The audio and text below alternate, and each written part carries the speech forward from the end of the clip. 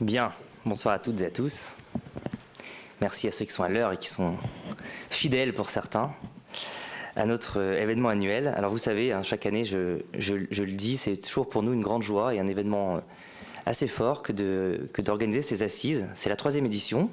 Chaque année, on change de thème.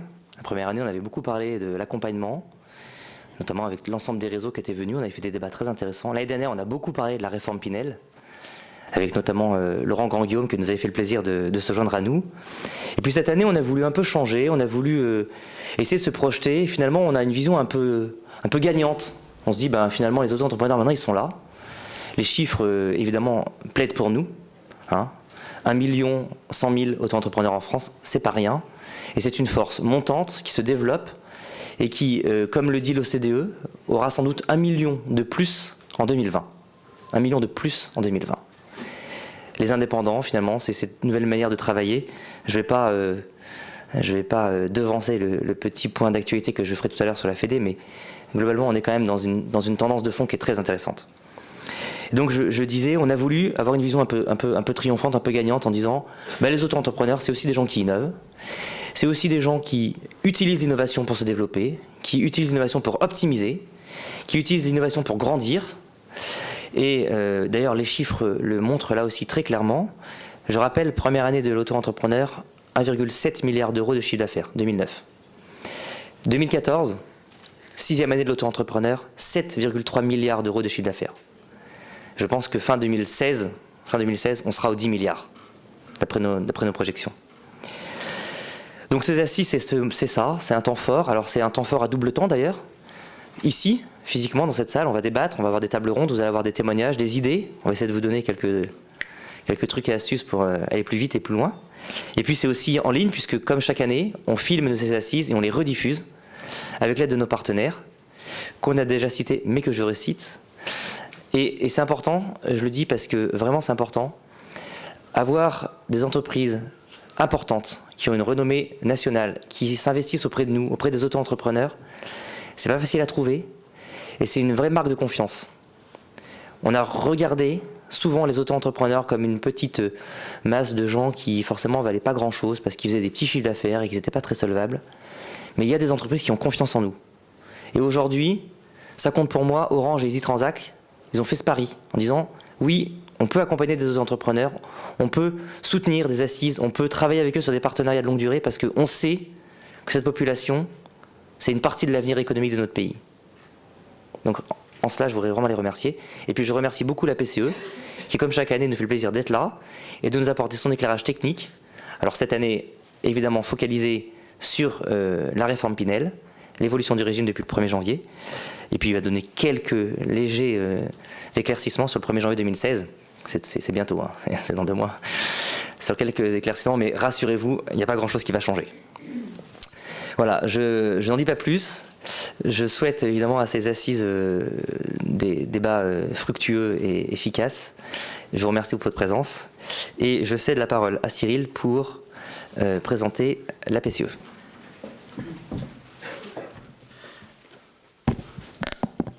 Merci Grégoire. Tu l'as rappelé, donc aujourd'hui, effectivement, pour aborder la transition, l'auto-entreprise en France, c'est 1 100 000 auto-entrepreneurs, donc 55% d'actifs. C'est 7,3 milliards de chiffre d'affaires en 2014 et c'est 1,09 milliard de cotisations sociales et fiscales de collectées. Donc nous partons maintenant pour aborder les nouveautés du régime. Ces nouveautés du régime vont être présentées par Laurence Pigano, qui est directrice expertise et production de l'Agence pour la création d'entreprises. Donc qui va maintenant aborder toutes les nouveautés, je vous en prie, prenez place, du régime, évoquer comment ce régime a dopé la création d'entreprises en France. On le verra, effectivement, il a connu une baisse en 2015. Vous nous direz pourquoi. Vous aborderez également ce qui change en termes de formalités administratives et un petit focus sur les charges sociales et fiscales est prévu. On en a bien besoin pour que, voilà, on soit tous au même niveau d'information. Et puis, sans doute, un tour d'horizon global aussi en complément sur ce qui va se passer plus généralement pour les auto-entrepreneurs en 2016. Eh bien, tout à fait. Merci beaucoup. Alors, effectivement, le sujet de mon intervention, c'est les nouveautés du régime. Mais avant d'entrer dans le vif du sujet, comme vous venez de le dire, je vais revenir très brièvement sur l'évolution de la création d'entreprises ces dernières années, les 12 dernières années, et la place de l'auto-entrepreneur dans cette évolution. Alors, j'ai un petit graphique qui... Voilà. Comme vous pouvez le constater sur ce graphique, de 2003 à 2010, le nombre annuel de création d'entreprises n'a cessé d'augmenter. Il y a eu plus que 189% en 8 ans. C'était déjà énorme. Ça, c'était avant l'auto-entrepreneur. Alors, c'était l'effet conjugué d'abord d'une évolution positive des mentalités concernant l'entrepreneuriat. Ça, c'est le résultat d'un certain nombre de mesures et de dispositifs qui ont été mis en place, notamment dans les écoles, pour changer un peu la vision de l'entrepreneuriat chez les jeunes. C'est également les différentes mesures qui avaient été mises en place. Souvenez-vous de la loi Dutreil, la loi pour l'initiative économique. On parlait à cette époque de SARL à 1 euro. Bon, alors ça, c'est pas forcément la meilleure des choses, mais en tout cas, on parlait beaucoup de création d'entreprises. On parlait d'assouplissement des règles de domiciliation. On parlait de déclaration d'insaisissabilité. Ça revient cette année, mais c'était déjà à cette époque-là.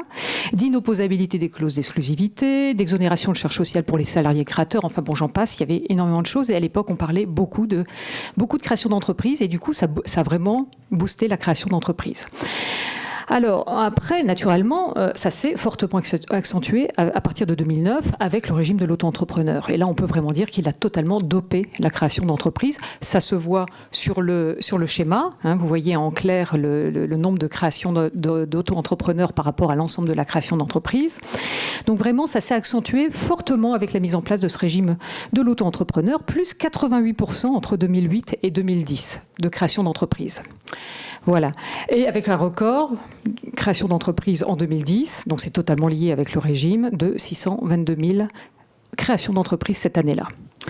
Alors, à partir de 2011, comme vous le voyez, on observe une légère baisse, moi je dirais plus une stabilisation du nombre de créations d'entreprises. On peut dire qu'à partir de ce moment-là, la création d'entreprises a connu son régime de croisière, et également d'ailleurs le nombre de créations d'auto-entrepreneurs. Je pense que c'est tout à fait normal, ça s'est stabilisé, et donc, ça a maintenu peu ou prou, depuis cette époque-là, à partir de 2011, le nombre de créations d'entreprises en général, aux alentours de 550 000 entreprises, avec grosso modo 50%, un petit peu plus de 50% pendant un temps, et puis 50% d'auto-entrepreneurs. Alors, un régime qui a rencontré un franc succès, ça c'est évident, qui connaît, c'est ce que vous disiez tout à l'heure, une baisse en 2014. Alors effectivement, l'INSEE a recensé 146 000 nouveaux auto-entrepreneurs de janvier à août. Donc les auto-entrepreneurs, en tout cas avec les chiffres que l'on connaît cette année, représentent 42% des entreprises qui ont été créées pendant cette période. Ils représentaient 58% en 2010, 51% en 2013 et 2014. Et là, on voit que ça baisse un petit peu. Alors, quelles explications on peut donner à cette baisse ? Alors, on a plusieurs hypothèses. Bien sûr, c'est difficile d'être affirmatif dans ce sujet, dans ce domaine, mais quand même, il y a plusieurs hypothèses. Tout d'abord, une hypothèse qu'on défend pas mal à la PCE, c'est déjà une meilleure connaissance du régime.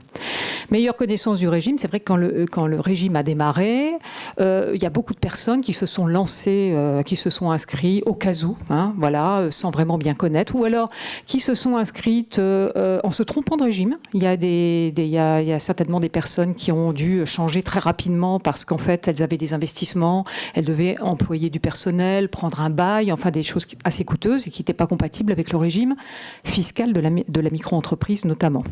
Donc aujourd'hui, les créateurs connaissent très très bien ce régime, beaucoup mieux. Il y a des sites d'information qui donnent une information très, très exhaustive sur le sujet. Et donc les créateurs qui envisagent de faire des dépenses importantes, d'embaucher du personnel, ils se tournent vers d'autres solutions beaucoup plus rapidement. Donc c'est certainement une des raisons de cette baisse. Un régime, alors là, c'est ce qu'on a entendu, c'est ce qu'on entend de plus en plus. Est-ce que c'est un régime moins attractif, plus coûteux, qui dissuade les personnes qui finalement ne se situent pas dans une démarche entrepreneuriale? Peut-être également. C'est vrai que je reviendrai tout à l'heure sur des modifications qui ont lieu cette année et qui peuvent rendre le régime moins attractif pour certains et notamment pour les auto-entrepreneurs qui réalisent un chiffre d'affaires très faible, ou les occasionnels, enfin voilà, ceux qui réalisent vraiment des toutes petites activités. On verra que pour eux, c'est moins attractif parce qu'il y a quand même des charges à payer. Autre explication, une incompréhension des réformes qui ont été annoncées depuis 2012, 2013, 2014. Il y a eu énormément d'articles de presse. Vous avez pu constater tout ça dans la presse. Est-ce que le régime va disparaître? Quelles seront les conséquences? Enfin, tout le monde s'est posé beaucoup de questions. On était dans une période finalement d'instabilité, d'incertitude, qui a pu éventuellement peut-être faire hésiter des porteurs de projets en se disant bon, je vais peut-être pas me lancer là-dedans si ça s'arrête en fin d'année. Voilà, c'est vrai qu'il y a eu une publicité qui n'était pas forcément favorable et ça a pu jouer. Aujourd'hui, c'est beaucoup plus clair. On en parlera après. Et puis, une stagnation tout à fait logique. Et là, je reviens à ce que je disais d'entrée de jeu. Je pense qu'effectivement, on est à un régime de croisière des créations d'entreprises en général, des auto-entrepreneurs, c'est tout à fait normal. Il y a sans doute un épuisement du vivier de tous les projets qui étaient latents, qui étaient en attente de ce régime. Il y avait vraiment un vivier important et la vitesse de croisière, comme je vous disais, semble maintenant stabilisée. Voilà, c'est les 4 raisons principales que l'on voit, en tout cas à la PCE, sur cette baisse. Alors maintenant, rentrons vraiment dans le vif du sujet. Le régime de l'auto-entrepreneur, quelle nouveauté? Alors très brièvement, et je vais revenir sur chaque nouveauté. 2 nouvelles obligations administratives, une diminution des taux de cotisation, mais des nouvelles charges sociales également en contrepartie, une modification des règles de calcul des prestations maladie pour les auto-entrepreneurs qui ont un tout petit chiffre d'affaires, un chiffre d'affaires inférieur à 3 698 € pour être précis sur l'année, donc c'est un chiffre d'affaires annuel. De nouvelles modalités d'accès à la formation professionnelle et puis bien sûr, ce que vous disiez tout à l'heure, le régime unique qui doit normalement entrer en vigueur au 1er janvier 2016. Voilà, donc maintenant je vais revenir sur chacune de ces... J'essaie d'aller un peu vite parce que sinon je vais y passer, toute l'heure. Ce serait quand même un peu ennuyeux. Alors, tout d'abord, l'immatriculation au RCS, et au registre du commerce et des sociétés, et au répertoire des métiers. Alors ça, depuis le 19 décembre dernier, tous les auto-entrepreneurs qui exercent une activité commerciale ou artisanale, qu'elle soit à titre principal ou à titre complémentaire, doivent s'immatriculer, demander leur immatriculation au registre du commerce et des sociétés pour les commerçants ou au répertoire des métiers pour les artisans. Alors, cette immatriculation, elle est gratuite. Les personnes en activité, alors c'est peut-être votre cas, les personnes qui étaient en activité et qui étaient dispensées jusqu'au 19 décembre, qui en étaient dispensées, c'est-à-dire en fait les auto-entrepreneurs en activité, eux ont jusqu'au 19 décembre 2015 pour demander leur immatriculation. Donc si vous ne l'avez pas encore fait, si vous êtes dans cette situation-là, vous avez jusqu'au 19 décembre 2015 pour régulariser et demander votre immatriculation au registre du commerce et des sociétés ou au répertoire des métiers. Je vous rappelle, ça ne concerne que les artisans et les commerçants, pas les professions libérales. Les justificatifs de qualification professionnelle, j'en parle parce qu'on le voit dans la presse, c'est quelque chose qui revient régulièrement dans les nouveautés. Alors, c'est une nouveauté, mais ça ne concerne... Oui et non. Ça ne concerne pas uniquement les auto-entrepreneurs, ça concerne toutes les entreprises. Et puis, il faut être très clair, les exigences en matière de qualification ont toujours existé. Ce n'est pas quelque chose de nouveau. Ce qui est nouveau, c'est que maintenant... À partir du 1er octobre, donc ça y est, c'est en vigueur, tout nouvel entrepreneur qui se demande son inscription doit justifier de ses qualifications professionnelles lorsqu'il y a une obligation. Parce qu'il y a plein d'activités où il n'y a pas d'obligation, naturellement, de diplôme. Mais lorsqu'il y a une obligation de diplôme, maintenant, il faut pouvoir justifier de ses qualifications professionnelles. Et encore une fois, ça concerne tous les entrepreneurs. Ce n'est pas uniquement les entrepreneurs, auto-entrepreneurs. Ça, c'est la loi Pinel. D'ailleurs, l'autre, c'était la loi Pinel également.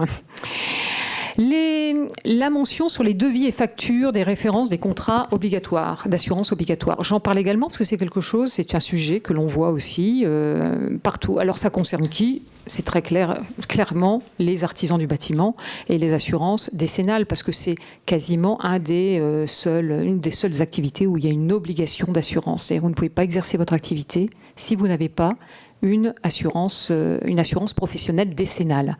Voilà, donc effectivement, tous les entrepreneurs d'ailleurs, qu'ils soient auto-entrepreneurs ou non, doivent porter sur leur devis et sur leur facture les références de leur contrat d'assurance décennale, notamment.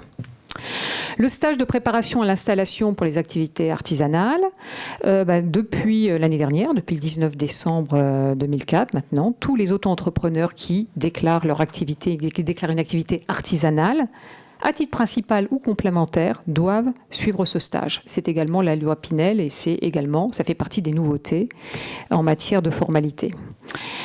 L'ouverture d'un compte bancaire dédié, là cette fois-ci on n'est plus dans la loi Pinel mais on est dans la loi de financement de sécurité sociale pour cette année, pour 2015. Et depuis le 1er janvier, ça vous avez dû en être informé, chaque auto-entrepreneur doit avoir un compte bancaire dédié à son activité. Alors ça ne veut pas dire forcément un compte professionnel en tout cas qualifié de professionnel par la banque, mais ça peut être un compte courant, mais il faut absolument qu'il soit distinct du compte bancaire de l'auto-entrepreneur, du compte personnel. Voilà, il faut donc avoir un compte affecté à son activité, parallèlement à son compte personnel. Alors maintenant, les charges sociales et fiscales de l'auto-entrepreneur.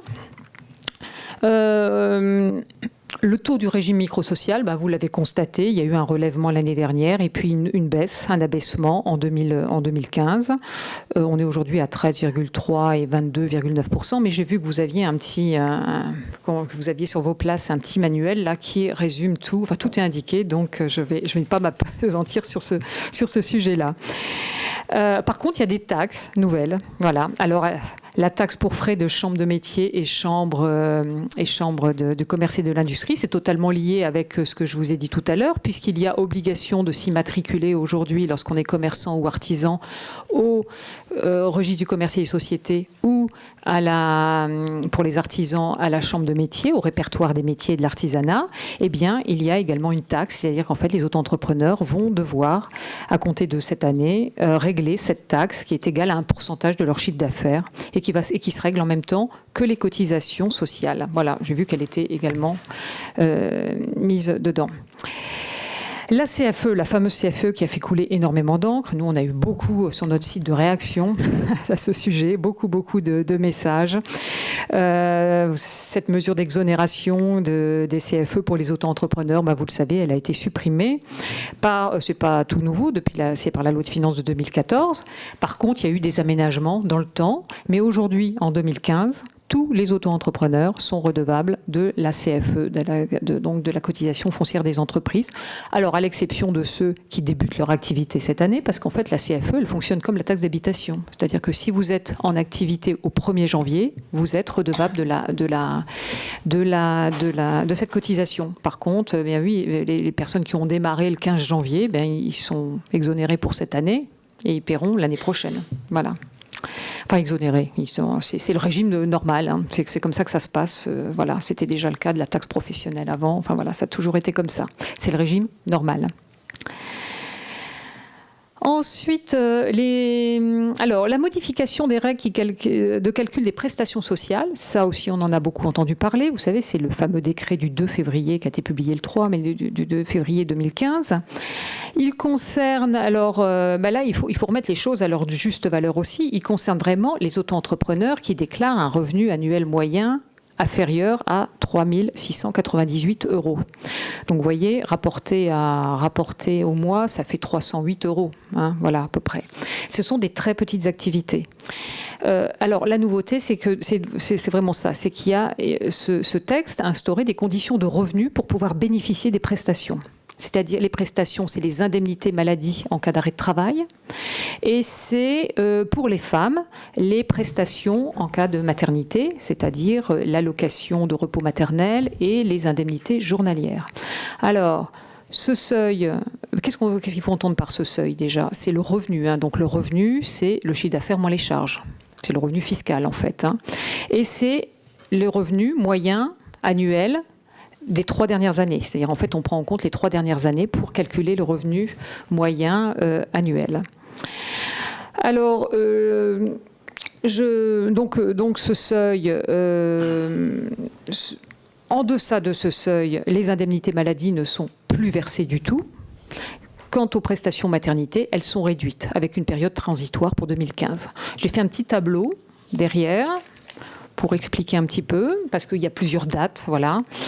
Alors, donc, prenons le cas, par exemple, d'une personne qui a un revenu annuel de 3 600 €, en dessous du seuil, 3 600 €, donc ce qui revient à peu près à 300 € par mois.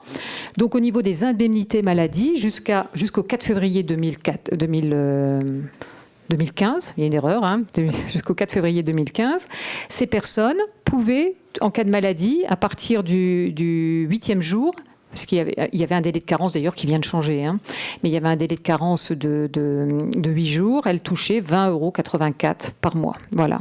Depuis le 4 février, il n'y a plus aucune indemnité pour les personnes qui ont ce niveau de revenu. Donc là, voilà, il n'y en a plus depuis le 4 février. L'allocation de repos maternel, elle est faite pour compenser partiellement la diminution d'activité d'une femme qui est en congé maternité, en fait, qui a accouché. Cette allocation de repos maternel, jusqu'au 4 février 2015, elle était de jusqu'au 1er mai, vous voyez, c'est compliqué, c'est pour ça que c'est la deuxième colonne. Elle était de 3 170 €. Du 1er mai au 31 décembre, elle passe à 1 585 €, c'est-à-dire 50%. Et à compter de 2016, les personnes qui ont un tout petit revenu, les femmes qui ont un tout petit revenu, eh bien, elles auront une allocation qui sera de 10% de ce montant, c'est-à-dire 317 €. Voilà, on passe de 3 170 à 317 €. Les indemnités journalières, c'est la même chose. C'est en cas de cessation d'activité totale pendant la période de maternité, pendant au moins 44 jours consécutifs. Les indemnités journalières, elles étaient de 52,10 € pour ces personnes, soit 2 290 € pour 44 jours. Et à compter de 2016, elles seront de 5,21 € par jour, ce qui fait un total de 229 € pour un arrêt de 44 jours. Voilà, c'est un peu technique là, mais enfin un peu technique, un peu compliqué parce que là on rentre dans les chiffres. Alors, les autres nouveautés, elles concernent le droit à la formation professionnelle. 2 minutes. 2 minutes, je pense que ça va aller. 2 minutes. Droit à la formation professionnelle, ça va aller très vite. Depuis le 20 juin 2014, l'accès à la formation professionnelle est conditionné au versement de la contribution et donc à la réalisation d'un chiffre d'affaires. Voilà, ça c'est quelque chose qui est nouveau. Donc les auto-entrepreneurs qui ont déclaré un chiffre d'affaires nul, par exemple, pendant les 12 mois consécutifs qui précèdent la demande de prise en charge, ils n'ont plus le droit à ce droit. Et les obligations déclaratives, vous avez dû également en être informé, forcément. Depuis le 1er octobre, la déclaration et le paiement des cotisations doivent être réalisés en ligne au-delà d'un certain seuil. Voilà, ce seuil, il est de 41 100 € pour les activités qui relèvent du seuil des 82 200 et puis de 16 450 € pour les autres. Je vais très vite pour arriver à 2016, finalement, ce qui nous intéresse beaucoup, la création du régime unique des micro-entreprises. Alors là, ça change tout le temps, mais ça y est, maintenant, ça a été déclaré officiellement. Là, j'ai vu que la ministre l'avait annoncé aujourd'hui même. Donc, en 2016, l'auto-entrepreneur deviendra micro-entrepreneur. Donc, vous serez des micro-entrepreneurs. Pour les auto-entrepreneurs en activité, ça ne changera rien, en fait. Simplement le nom, voilà. Ce sera un autre nom. Vous ne serez pas auto-entrepreneur, mais vous serez micro-entrepreneur. Ça va changer, par contre...